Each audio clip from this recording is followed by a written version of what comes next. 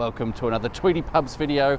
I'm in East London today, in Plaistow. I'm going to be doing a walk from here to East Ham, taking in possibly just 3 pubs along the way. Excitingly, I have a special guest today, who I'll hopefully be meeting at the first pub. Pub number 1, the Black Lion. Today it's very much a pub of 2 halves, which is probably an appropriate metaphor for a pub which I think is a popular venue to watch football from. There is this slightly grander looking part that's more on the corner here, and I believe much of that frontage is a 1870s-ish Victorian addition, but the underlying structure of the building is much more Georgian, possibly going back to a rebuild of the 1740s. That section on the side that faces onto High Street here has what I believe is called a gambrel roof. The incline of the roof has 2 different angles. There's a slightly shallower bit at the top and a slightly steeper bit further down. And then possibly most intriguingly is this section to the side. Again, there's quite possibly Georgian building material here. You can see those flat brick arches in that bit with a blind window. But the thing that most catches my eye is this archway here, because that's usually a signifier of a one-time coaching inn. Cheers from the Black Lion. This is on camera's list of historic pub interiors. It's an interesting mixture of periods inside, so I think this is predominantly a Georgian building, but the interior has a bit of a blend of Victorian and some interwar pub fittings. There are 2 main bar rooms. One is much livelier, it's got football on at the moment, and then there's another one that's designated now as a quiet bar. That's where I'm currently sitting. Interestingly, the 2 are connected with, as camera point out, an unusual arrangement where you actually walk behind the bar counter through the servery in order to get from one to the other. So the smaller of the 2 rooms has this probably interwar bar counter with fielded panelling on it. The bar back behind that is quite possibly Victorian, has some quite nice carving in it, and camera also mentioned the beveled mirrors. That larger, slightly livelier bar room has this lovely curved bar, again probably interwar, but there are 1 or 2 Victorian fittings in there. And then beyond that, at the far end,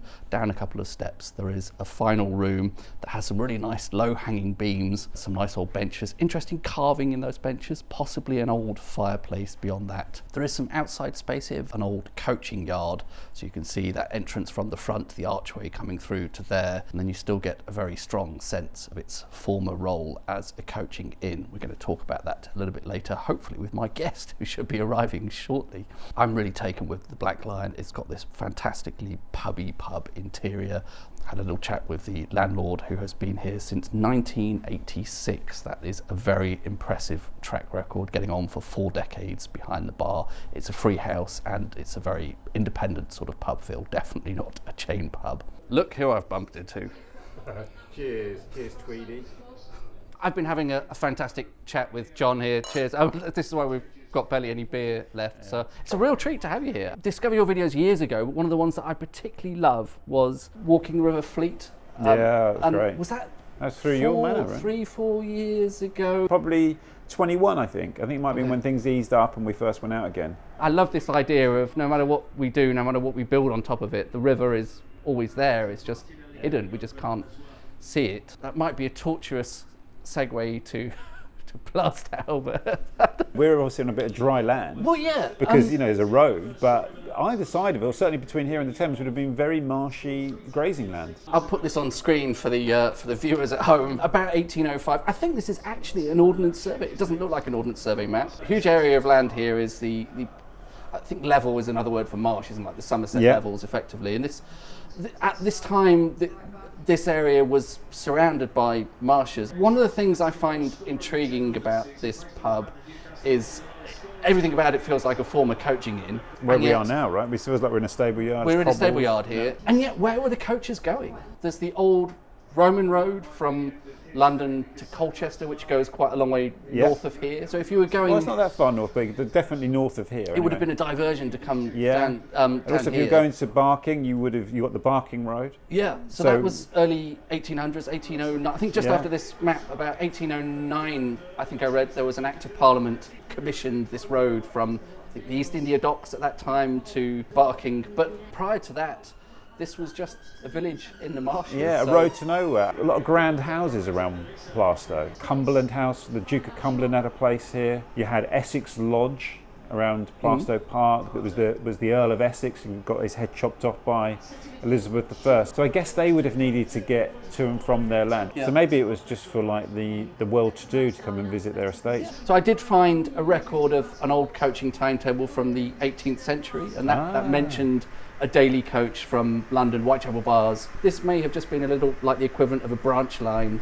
for the coaching era. What would it have been like then, though? Imagine what it would have been like coming out here then on the Plaistow level when you were surrounded by fields and marshland. It would have felt very remote, wouldn't it, if you're coming out from Whitechapel? A surprisingly rural area. And we were saying earlier, one of the things that I've loved about doing all these pub videos is finding, we always talk about London as this sort of collection of villages, but you look at an old map like this and you really get that sense very strongly that it's just a village in the middle of nowhere. It isn't part of that sort of urban sprawl. The 1841 census, they looked at the population, not just of Plaistow, but Plaistow, Canning Town and Silvertown together, was eerily 1,841, which makes you feel like that's got to be a mistake. But that's in 1841. In 1908, the population of those three areas was 150,000. Massive change. It just exploded. The late Victorian with period. the building of the Royal Docks, which completely changes the nature of East London. Yeah. So I have another map. I don't have it on paper, but I can probably show you on screen of this area in the 1860s, and still the marshes are marked at that point. So I think the development must have come very soon after that, and at a very rapid pace. And of course we had the so we mentioned the Barking Road in early 1800s, and then the railway came in the 1850s. What is now the Hammersmith City Line, or the District Line, was the London, Tilbury and Southend Railway. You can still see some of the signage and some of the livery in the station. You can see these LTSR designs in the end of the benches. It's quite an attractive station, I thought, Plaistow. It's very different to the other ones. When I lived out here as a student, our station was Upton Park. Plaistow always seemed a little bit, even then it seemed really remote. It was a place you were like, where, if you had to get off the tube at Plaistow, you were like, oh my God, how am I ever going to get home?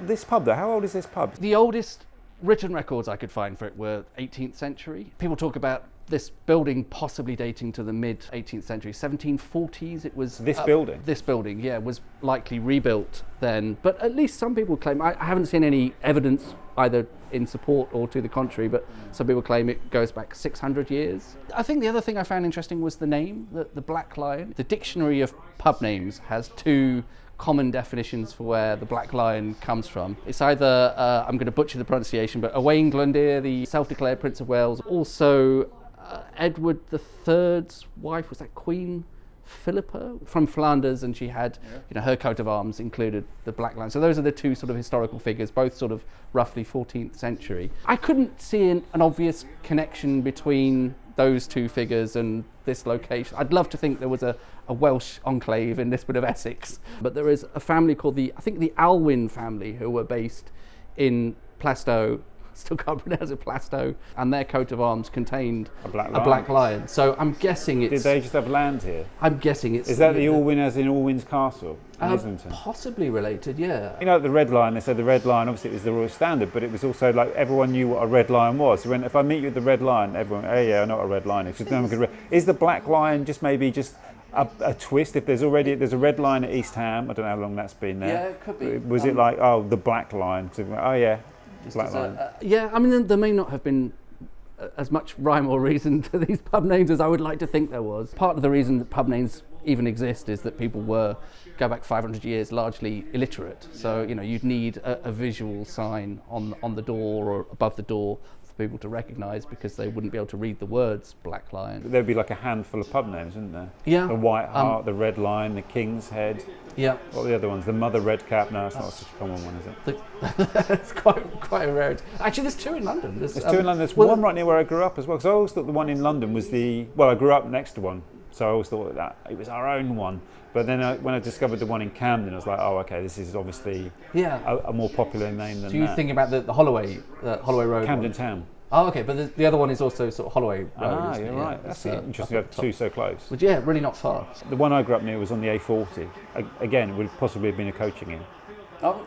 But near a dense wood where there's a cave that's said to have been used by Dick Turpin. One-time resident of Plaistow. Cutthroat wood.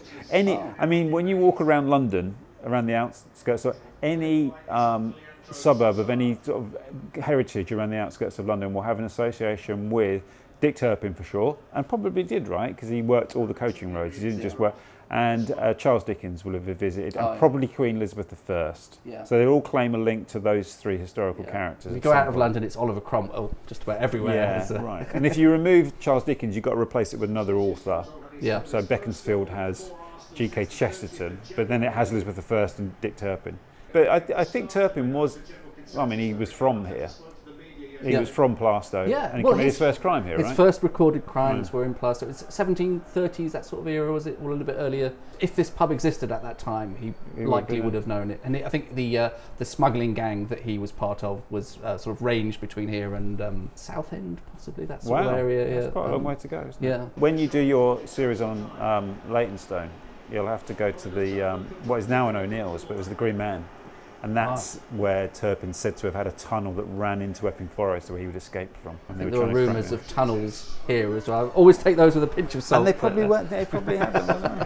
I think the pub has enough to sell itself on without the idea of it's a great pub, possibly apocryphal tunnel. And the beer's fantastic. Yeah, I've enjoyed it. I think it's been in the Camera's Good Beer Guide several years running, many years running, possibly. So I'm going to be saying goodbye to John here. Thank you very much for joining me at the Black Lion. We've had a fun walk in between, and there's going to be some details of that on John's video.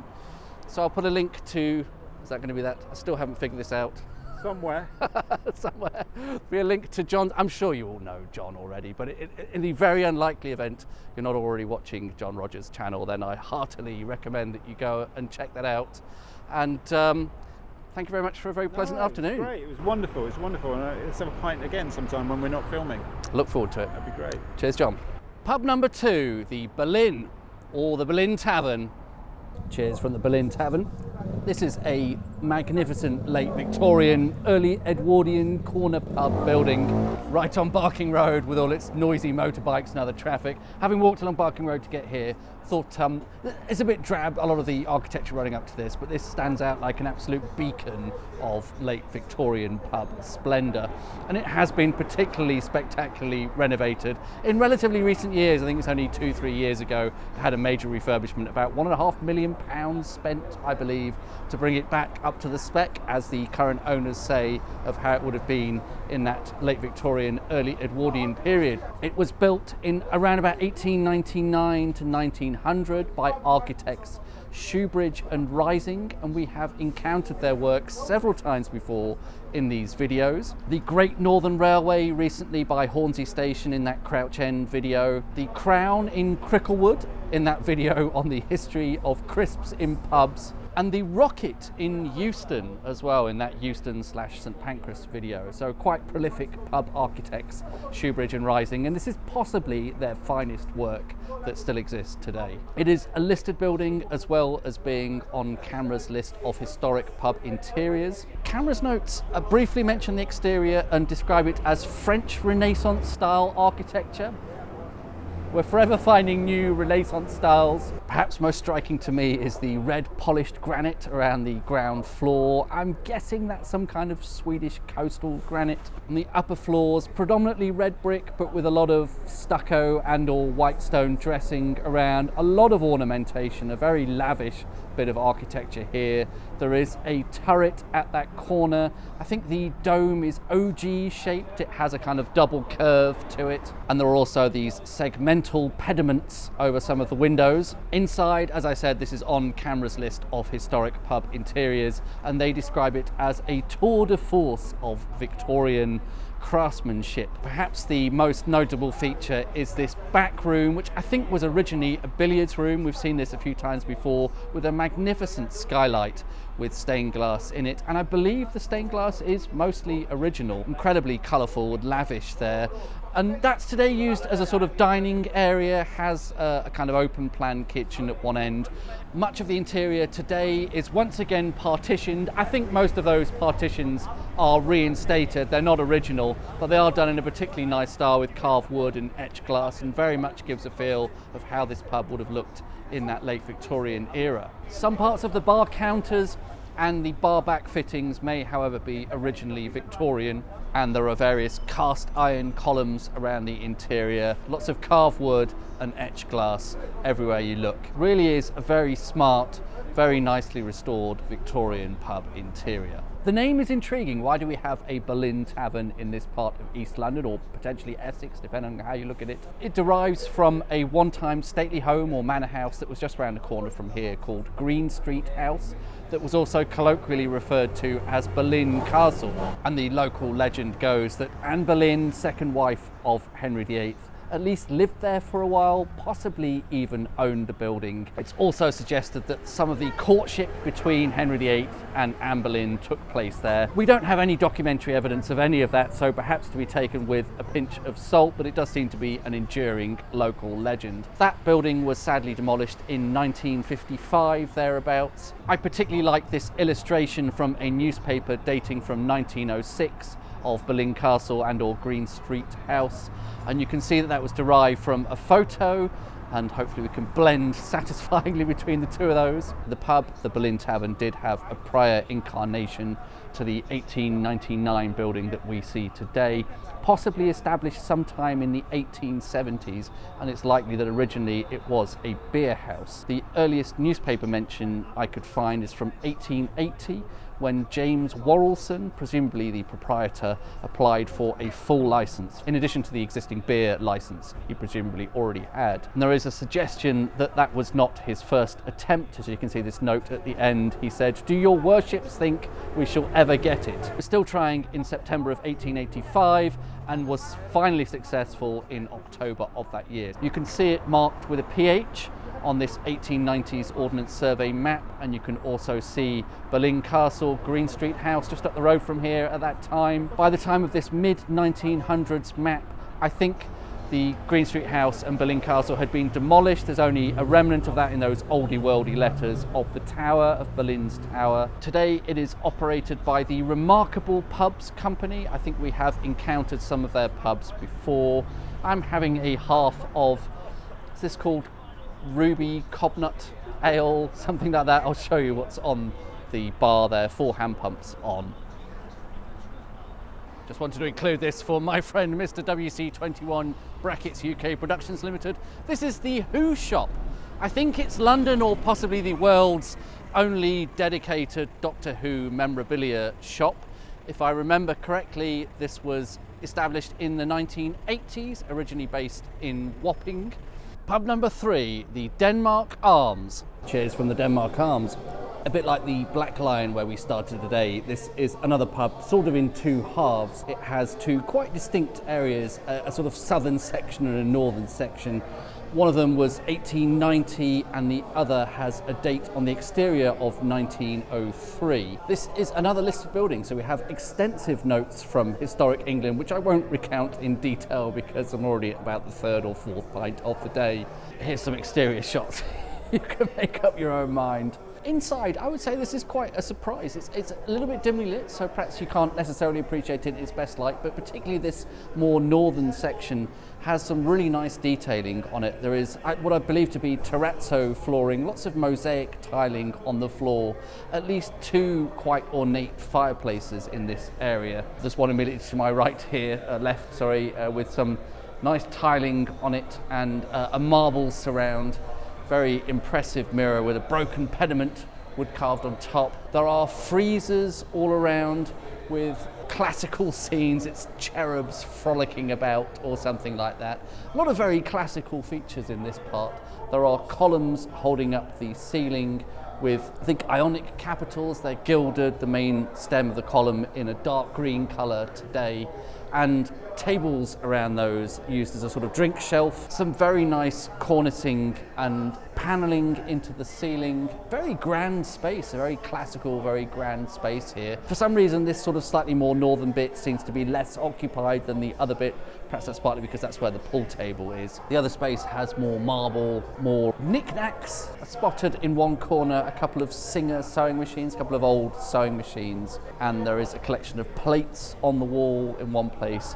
Various types of ceramic work all over the interior of the pub. Once again, the name is intriguing. Why do we have a pub called the Denmark Arms here in East Ham in Essex and or East London? The Dictionary of Pub Names says that this name, the Denmark Arms, often relates to a visit that Christian IV made in 1614. However, I'm fairly sure this pub wasn't established until 1863, and a much more likely explanation for why this pub's called the Denmark Arms is that in that year, the Prince of Wales, as he was then, later Edward VII, married Alexandra of Denmark. So I'm fairly sure this pub is actually named the Denmark Arms in honour of the future Queen of England, the then Princess of Wales. An OS map of 1863 surveyed in that year, which I think may have been immediately before the pub was built, shows that there was nothing on this corner, or there was a cottage called Lucas Cottage, and presumably later on that year, just after this map was surveyed, the pub was built in its first incarnation. So the reason I think this pub was established in 1863 is based on this newspaper mention I found, the earliest that I found, and the lease was up for sale at that time, and the pub is described as being newly built. Today the pub is operated by a company called Antic. That's not what I'm familiar with. Quite a sort of sporty pub. There's sport on the big screens and there's music playing. There's, as I said, the pool table at the other end of the pub. Not sure it's exactly my sort of pub in terms of the current atmosphere of it. It's all a bit loud and lots of TV screens blaring and music playing and all that. But certainly some beautiful architectural features inside and out. And I'm very happy to see that it is listed by Historic England, so hopefully it will be preserved. The bar lineup seemed to be mostly from the Voden brewery. They had a Voden Pale Ale and another Voden Session something or other, but alas, only the Pale was on my visit, so I've just gone, assuming that that was going to be a bit grapefruity, I've gone for a pint of Guinness. Here in front of this beautiful Burton building, formerly Burton's the Tailors, now a Halifax on East Ham. Is this the high street here, the main shopping street leading up to East Ham station? Going to sign off. Sorry that on this occasion there was a little bit of a paucity in terms of the total number of pubs, only 3 rather than the usual 5, but I knew I was going to be meeting that dignitary of London YouTube, John Rogers, and I thought we'd probably want to have a bit more time at the Black Lion to talk about the pub, talk about its history, and just have a general chat with John. So I hope that's been fun to watch. John Rogers also made a video at the same time on this outing, talking about some interesting curios of Plaistow and the walk to East Ham along Barking Road. So if you'd like to see that, I'll put a link to that up there. Thank you very much for watching, and I'll see you on the next one. Bye-bye.